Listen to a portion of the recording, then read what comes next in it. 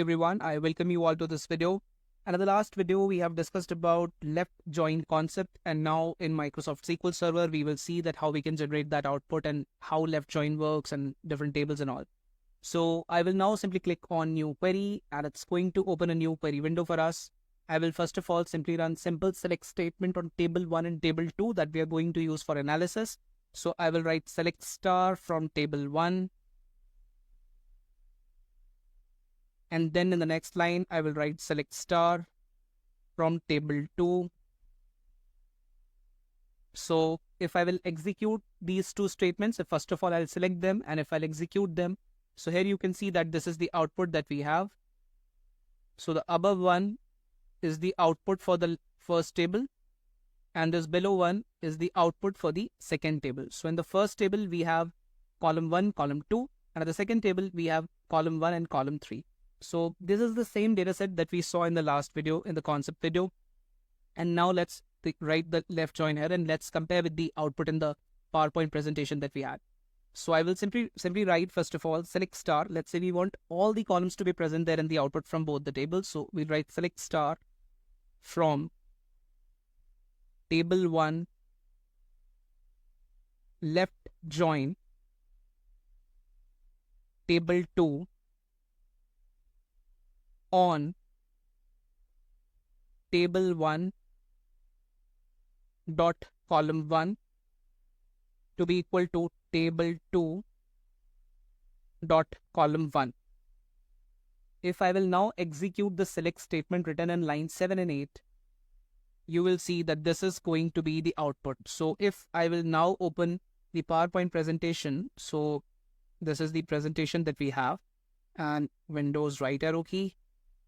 Let's open this. All right. So on the right hand side, you can see that we got this output where we have the 4 columns, that is column 1, column 2, column 1 again from table 2, and column 3, because we have written select star, right? That's why. So we saw this output.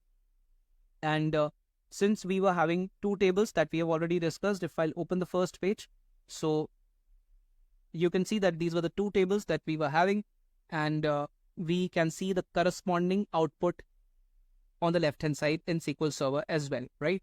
So as you can see that since this 1 is present in the left table, so it matched with this one from the second table. So that's why in the output you can see the first record as 1A, 1XA. So 1A and then your 1XA. Then again your second one present in column 1 of table 1 matched with this first one from column 1 of table 2. So this will give you 1B and 1XA. So in the second record, you can see 1B, 1XA. Then this 2 from column 1 of table 1 matched with this first 2 in column 2 of table 1. And that's why the output was 2C, 2MB. That's why in the third record, you can see 2C, 2MB. Then similarly, if I'll talk about this 2 again, so this 2 will match with the second 2 in column 1 of table 2, and it will generate 2C, 2NX. So here in fourth record, you can see 2C, 2NX. Now, since we are talking about left join and null is present there in the left table, in the column 1 of left table, that's why it will be present in the output. So we will get null D from the left table. So you can see in the fifth record, null D in the left table. But since this null didn't match with this null in the column 1 of table 2, this is coming in the output because it is present in the left table and we are talking about left outer join. So corresponding to this null D, we will get null values in all the columns coming from right table. That's why you can see null and null here in column C1 and column C3 value coming from second table or the right table. Now since this 3 is present only in the column 1 of table 1 and we are talking about left outer join, that's why 3E is present there in the output. But since this 3 from column 1 of table 1 didn't match with any value in the column 1 of table 2, that's why corresponding to all the columns coming from table 2 in the output, you can see null values. So we have 3E, null, null in the output, as you can see the sixth record. Now if I'll talk about the second record, so since 7 is present only in the left table, in the column 1 of left table, so corresponding to 7, we will get to see the output. So we will get 7DA from the left table. But again, since this 7 from column 1 of table 1 didn't match with any value in column 1 of table 2, that's why corresponding to all the columns coming from right table in the output, you will see null values.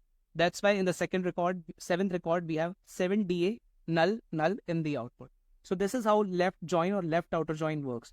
If now let's say you further want to modify this table, that modify the select statement that we have written. So in place of left join, you can write left outer join as well, and it is going to produce the same output. So I will copy the statement written in line 7 and 8 and press enter, and I'll scroll. All right, reduce the size, scroll down, and now let's write Control V. Let's simply press Control V, and in place of left join, let's write left outer join. So you can use this terminology as well. If I will now select the statement written in line 10, 11 and execute it, it's going to give us the same output. If I'll now execute the select statements written in line 7, 8 and 10, 11, so both the select statements are going to give the same output. So you can either write left join or you can write left outer join. Both of them are going to generate the same output. All right. Now let's say we want to further modify this statement and we want to provide aliases to table 1 and table 2, and we then want to write the statement. So we can further write select star. Let's say we want all the columns from both the tables. So we can write select star from table 1 A. So A is the alias name for table 1. Then left join table 2 B on A dot C1 to be equal to B dot C1. So we can write this statement as well. So let's select the statement written in line 13, 14 and execute it. So it's going to give us the same output. And let's say we do not want all the columns to be there in the output. So I will simply select this statement, or maybe we can write it again. No worries. So we can simply write select star. First of all, let's write select star from table 1 A left join table 2 B on A dot C1 to be equal to B dot C1. And then now since we do not want all the columns to be there in the output, so we can simply write A dot C1. So we want column 1 from table 1, comma A dot C2. So we want column 2 from table 1, and then we want column 3 from table 2. So we can write B dot C3. And if we will now execute the statement written in line 17, 18, so you will see that we get only 3 columns in the output. If I'll open the second page on the presentation, so you can see that this is the output that we were expecting, right? Column 1, column 2, and column 3. And we are having a total of 7 records. Here also you can count. We have 1, 2, 3, 4, 5, 6, 7. A total of 7 records, right? So that's all. And that's all for this video. I hope you got an idea and understanding around the left join or left outer join. And in the next video, we will discuss about right outer join. So till then, thank you. Bye-bye.